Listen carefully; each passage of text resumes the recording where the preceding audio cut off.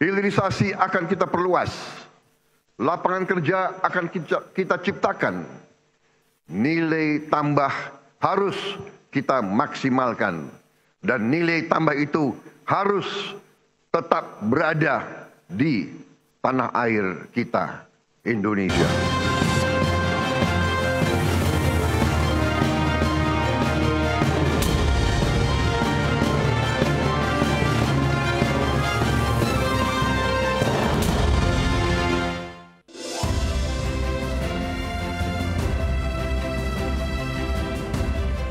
Ya, halo pemirsa, apa kabar Anda hari ini? Langsung dari studio IDX Channel Jakarta, saya Prasetyo Wibowo kembali menyapa Anda dalam Market Review, program yang mengupas isu-isu yang menjadi penggerak ekonomi di Indonesia. Live streaming kami bisa Anda saksikan juga di idxchannel.com, dan langsung saja kita mulai Market Review selengkapnya.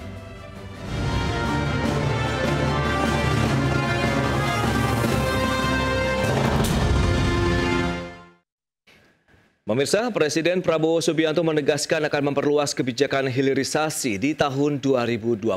Bahkan seluruh proses nilai tambah hilirisasi akan diupayakan tetap berada di wilayah Indonesia. Alam harus dikelola demi rakyat, bukan demi segelintir kelompok manusia Indonesia. Hilirisasi akan kita perluas, lapangan kerja akan kita ciptakan, nilai tambah harus kita maksimalkan, dan nilai tambah itu harus tetap berada di tanah air kita, Indonesia. Demikian pernyataan Presiden Prabowo Subianto dalam sidang paripurna DPR RI mengenai pengelolaan sumber daya alam yang harus mengedepankan kepentingan masyarakat luas di tanah air. Sumber daya alam tidak boleh dimiliki dan dikuasai oleh sekelompok orang saja di negeri ini. Presiden juga menegaskan seluruh proses nilai tambah dari kegiatan hilirisasi harus tetap berada di dalam negeri. Pemerintah juga akan mempercepat berbagai proyek hilirisasi yang nilai investasinya mencapai 38 miliar dolar Amerika Serikat. Proyek hilirisasi tersebut mencakup sektor pertambangan mineral dan batu bara, pertanian, perikanan, serta energi yang terdiri dari hilirisasi batu bara, timah, dan ekosistem baterai. Dengan demikian, kebijakan hilirisasi masih menjadi game changer dalam mendorong dan berkontribusi terhadap target pertumbuhan ekonomi nasional di tahun 2026 yang dipatok sebesar 5,4%. Berbagai sumber, IDX Channel.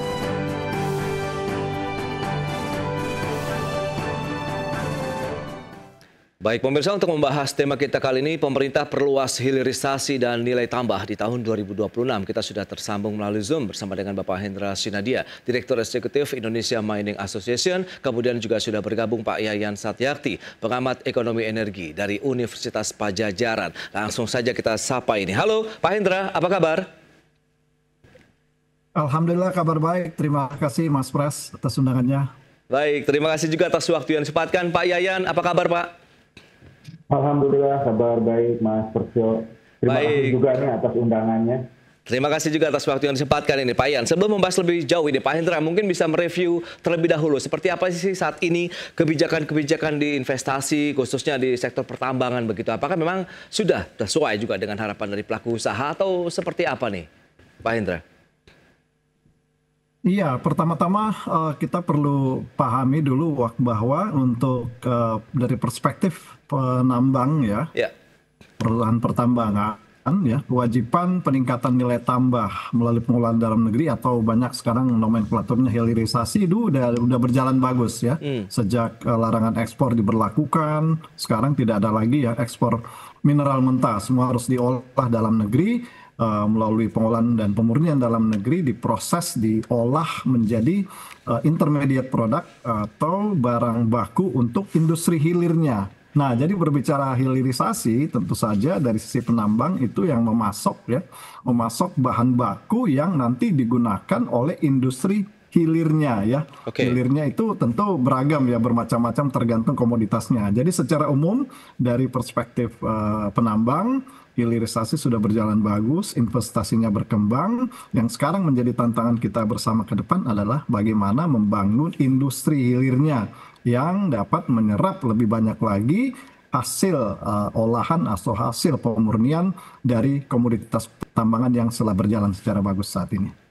Baik, itu ya. Sudah oke ekosistemnya, kemudian bagaimana meningkatkan lagi berarti dari sisi produksi, produsen-produsen di bidang hilirisasinya begitu ya, sehingga bisa menyerap pasokan-pasokan bahan baku yang sudah disampaikan atau dilakukan oleh penambang. Nah, Pak Yayan sendiri melihat bagaimana kalau kita lihat dengan kondisi investasi, kemudian bicara mengenai sektor pertambangan begitu, apakah memang ya masih menjadi andalan juga nih dari pemerintah begitu, Pak? Oke, jika kita lihat ya, ini mungkin memang bahwa downstreaming industri itu, kalau misalkan kita lihat itu tidak hanya dari critical minerals ya, tapi yang menjadi perhatian utama, yang pertama adalah oil and gas refining, kemudian ada coal gasification dan kemudian critical mineral, kemudian juga ada petrochemical, dan kemudian juga ada biodiesel.